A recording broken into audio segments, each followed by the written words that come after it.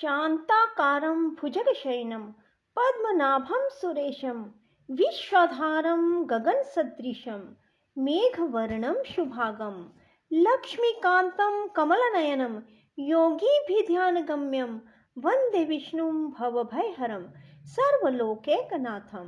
राधे राधे मेरे प्यारे भाइयों बहनों माताओं व बंधुओं, संस्कार की बातें चैनल में आपका स्वागत है। बंधुओं, आज मैं आपके लिए लेकर आई हूँ पाप मोचनी एकादशी की पूर्ण पूजा विधि और व्रत कथा। बंधुओं, चैत्र कृष्ण पक्ष में आने वाली एकादशी को पाप मोचनी एकादशी कहते हैं, जो कि 7 अप्रैल बुधवार की है। बंधुओं, पाप मोचनी एकादशी का व्रत करने मात्र से मनुष्य के जन्म जन्मांतरों के पाप नष्ट हो जाते हैं और मनुष्य को सभी प्रकार की समृद्धि, सुख और अंत में मोक्ष की प्राप्ति होती है। बंधुओं, जो मनुष्य भी पाप मोचनी एकादशी का व्रत करते हैं, उन्हें अनंत पुण्य की प्राप्ति होती है। बंधुओं, पाप मोचनी एकादशी की कथा सुनने मात्र से 1000 गोदान का फल मिलता है और इस व्रत को करने से ब्रह्म हत्या, गर्भपात, सुरापान, गुरु पत्नी से प्रसंग आदि जैसे पाप भी नष्ट हो जाते हैं और अंत में स्वर्ग की प्राप्ति होती है। बंधुओं, यदि आपने हमारे चैनल को अब तक सब्सक्राइब नहीं किया तो जरूर करें और बेल आइकन दबाना ना भूलें, ताकि आपको हमारी आने वाली सभी वीडियोस की जानकारी सबसे पहले हो सके। बंधुओं, वीडियो को पूरी सुनने के बाद कमेंट बॉक्स में जय विष्णु भगवान जरूर लिखें। बोलो विष्णु भगवान की जय हो। बंधुओं, जो मनुष्य भी एकादशी का व्रत रखते हैं, वे दशमी की रात को खाना खाने के बाद मुंह को भली भांति साफ करें, जिसमें कोई अन्नकण दांतों में फंसा ना रह जाए, और एकादशी को प्रातःकाल ब्रह्म मुहूर्त में उठकर नित्य कर्म और पूजा आराधना के पश्चात विशेष रूप से भगवान विष्णु की पूजा आराधना करें। बंधुओं, सबसे पहले हाथ में जल और फूल लेकर संकल्प लें कि हे विष्णु भगवान, मैं आज एकादशी का व्रत कर रहा हूँ या कर रही हूँ। इसे बिना किसी विघ्न बाधा के संपन्न करना। ऐसा कहकर उस जल को भगवान विष्णु के समक्ष छोड़ दें और भगवान विष्णु की षोडश उपचार पूजा करें। भगवान को तुलसी दल और फूल अवश्य चढ़ाएं और भगवान को फलों का भोग लगाएं। बंधुओं, भगवान की पूजा अर्चना करने के बाद आरती करें और पूरा दिन भगवान विष्णु के नाम का जाप करते रहें। श्री विष्णु महापुराण की कथा सुने। श्रीमद् भागवत गीता के अध्याय को अवश्य सुने, क्योंकि ये सब भगवान विष्णु को अति प्रिय है। बंधुओं, हर मनुष्य को एकादशी की रात को भगवान विष्णु के समक्ष शुद्ध देसी घी या तिलों के तेल का दीपक जलाकर रात्रि जागरण अवश्य करना चाहिए। जो मनुष्य भी एकादशी की रात को जागरण करते हैं, भगवान विष्णु उन्हें अटूट धन संपत्ति देते हैं। उनके जीवन में कभी भी सुख समृद्धि की कमी नहीं रहती। बंधुओं, भगवान विष्णु की पूजा अर्चना करने के बाद एकादशी की कथा को अवश्य सुने। जो मनुष्य एकादशी व्रत नहीं भी करते हैं, उन्हें एकादशी की कथा को अवश्य सुनना चाहिए। ऐसा करने से भी उन्हें अनंत सुखों की प्राप्ति होगी। बोलो विष्णु भगवान की जय हो। बंधुओं, वैसे तो सभी एकादशियों के व्रत पापों को समाप्त करके अनंत पुण्य प्रदान करते हैं, परंतु चैत्र मास के कृष्ण पक्ष की इस एकादशी का व्रत तो जन्म जन्मांतरों के पापों को नष्ट कर देता है। सभी प्रकार की समृद्धि, सुख और अंत में मोक्ष प्रदायक इस एकादशी को भगवान विष्णु की पूजा आराधना करने का शास्त्रीय विधान है। धर्मराज युधिष्ठिर भगवान श्री कृष्ण से कहते हैं, हे माधव, चैत्र मास के कृष्ण पक्ष की एकादशी के नाम, विधि विधान और महत्व के बारे में मुझे बताइए। यह भी बताइए कि इस दिन किस देवता की और किस प्रकार पूजा की जाती है। तब भगवान श्री कृष्ण ने कहा, हे राजन, सभी पापों को नष्ट करने वाली इस एकादशी का नाम पाप मोचनी है। इस दिन भगवान विष्णु की पूजा करने का शास्त्रीय विधान है। आपने जो प्रश्न मुझसे पूछा है वही प्रश्न एक दिन महाराज मानधाता ने लोमश ऋषि से पूछा था। तब लोमश ऋषि ने उन्हें जो कथा सुनाई वही मैं तुमसे कहता हूँ, ध्यान पूर्वक सुनो।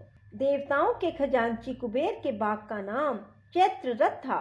उस बाग में गंधर्वों की कन्याएं किन्नरों के साथ विहार करती थी। अनेक ऋषि मुनि भी वहां तपस्या करते रहते थे। स्वयं देवराज इंद्र भी चैत्र और बैसाख मास में देवताओं सहित वहां आकर क्रीड़ा किया करते थे। वहीं अपने आश्रम में मेधावी नाम के एक ऋषि भी तपस्या करते थे। वे शिव के परम भक्त थे।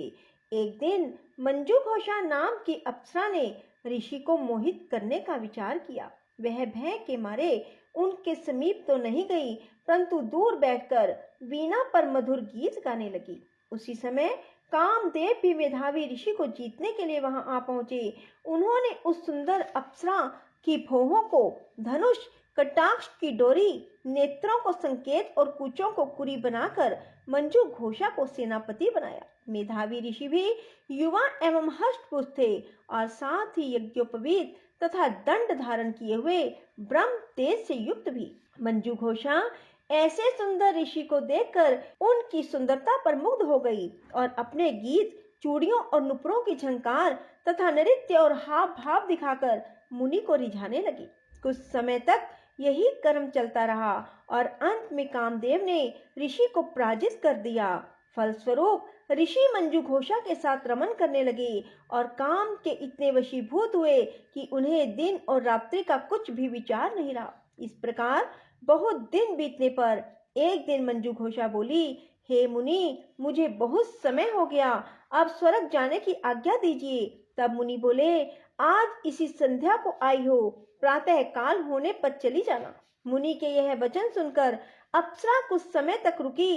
कुछ दिन बाद उसने पुनः मुनि से विदा मांगी तो मुनि कहने लगे, अभी तो आधी रात भी ना हुई, कुछ समय और ठहरो। अप्सरा ने कहा, महाराज, आपकी रात तो बहुत लंबी है, आप जरा स्मरण कीजिए कि मुझको यहाँ आए हुए कितने वर्ष बीत गए।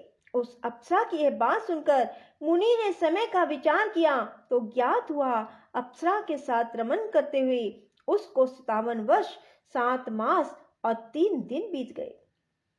यह ज्ञान होते ही वह अप्सरा उनको काल के समान प्रतीत होने लगी। मुनि अत्यंत क्रोधित हुए और उनकी आंखों से ज्वाला उत्पन्न होने लगी। वे बोले, मेरी कठिन परिश्रम से की हुई तपस्या को तूने नष्ट कर दिया। तू महापापनी और दुराचारिणी है, तुझे धिक्कार है। तूने मेरे साथ घात किया, इसलिए मैं तुझे श्राप देता हूँ कि तू पिशाचिनी हो जा। मुनि के श्राप से मंजू घोषा उसी समय पिशाचिनी हो गई। वह भयभीत होकर मुनि से प्रार्थना करने लगी, हे महाराज, इस शाप का किसी प्रकार से निवारण कीजिए। अप्सरा के दीन वचन सुनकर मुनि बोले, अरे दुष्ट, यद्यपि तूने मेरा बहुत अनिष्ट किया है, परंतु फिर भी मैं तुझे शाप से मुक्त होने का उपाय बतलाता हूँ। चैत्र मास के कृष्ण पक्ष की एकादशी का नाम पाप मोचनी है। वह सब प्रकार के पापों का नाश करने वाली है। उसका व्रत करने से पिशाच योनि से तेरी मुक्ति होगी। ऐसा कहकर मेधावी ऋषि अपने पिता च्यवन ऋषि के आश्रम को चल पड़े। मेधावी को देखकर च्यवन ऋषि कहने लगे, अरे पुत्र, तूने ऐसा क्या अनर्थ किया जिससे तेरा सारा पुण्य क्षीण हो गया। तब मेधावी ने कहा, हे पिताजी, मैंने एक अप्सरा के साथ रमन करके घोर पाप किया है। अब आप इस पाप से छूटने का उपाय बताइए। तब च्यवन ऋषि बोले, हे पुत्र, चैत्र मास के कृष्ण पक्ष की पाप मोचनी एकादशी का व्रत करने से सब पाप नष्ट हो जाते हैं, इसलिए तुम उस व्रत को करो। पिता की आज्ञा पाकर मेधावी ऋषि ने विधि पूर्वक इस व्रत को किया, जिससे उनके सब पाप नष्ट हो गए। उधर मंजू घोषा भी व्रत के प्रभाव से पिशाच योनि से मुक्ति पाकर दिव्य रूप धारण करके स्वर्ग लोक को चली गई। लोमश ऋषि बोले, हे राजन, पाप मोचनी एकादशी के व्रत को करने से सब पाप नष्ट हो जाते हैं। इस कथा को सुनने और पढ़ने से 1000 गोदान का फल मिलता है। इस व्रत को करने से ब्रह्म हत्या, गर्भपात, सुरापान, गुरु पत्नी से प्रसंग आदि जैसे पाप भी नष्ट हो जाते हैं और अंत में स्वर्ग की प्राप्ति होती है। बोलो विष्णु भगवान की जय हो। श्री कृष्ण गोविंद हरे मुरारी, हे नाथ नारायण वासुदेवा। श्री कृष्ण गोविंद हरे मुरारी, हे नाथ नारायण वासुदेवा। श्री कृष्ण गोविंद हरे मुरारी, हे नाथ नारायण वासुदेवा। श्री कृष्ण गोविंद हरे मुरारी, हे नाथ नारायण वासुदेवा। श्री कृष्ण गोविंद हरे मुरारी, हे नाथ नारायण वासुदेवा। श्री कृष्ण गोविंद हरे मुरारी, हे नाथ नारायण वासुदेवा। श्री कृष्ण गोविंद हरे मुरारी, हे नाथ नारायण वासुदेवा। श्री कृष्ण गोविंद हरे मुरारी, हे नाथ नारायण वासुदेवा। श्री कृष्ण गोविंद हरे मुरारी, हे नाथ नारायण वासुदेवा। श्री कृष्ण गोविंद हरे मुरारी, हे नाथ नारायण वासुदेवा।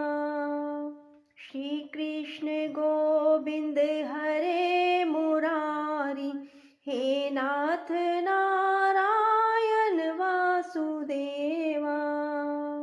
श्री कृष्ण गोविंद हरे मुरारी, हे नाथ नारायण वासुदेवा।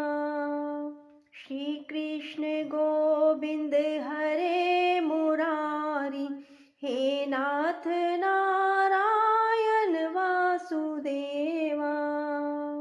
श्री कृष्ण गोविंद हरे मुरारी, हे नाथ नारायण वासुदेवा। राधे राधे, जय श्री कृष्णा। बंधुओं, यदि आपको हमारी वीडियो पसंद आए तो इसे लाइक करें और शेयर भी जरूर करें। धन्यवाद।